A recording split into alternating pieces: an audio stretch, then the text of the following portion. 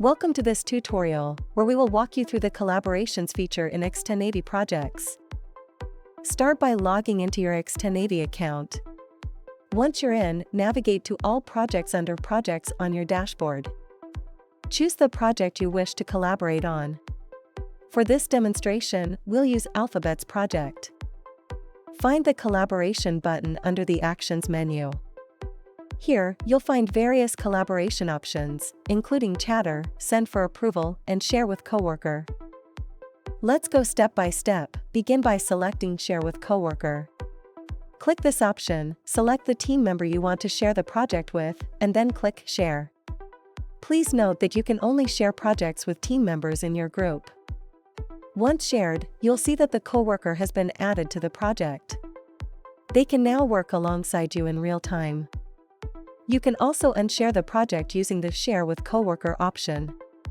For instance, let's remove the team member we just added by removing the name and clicking the Share button. You'll see that the team member has been removed from the project users. Next, we have the Chatter feature.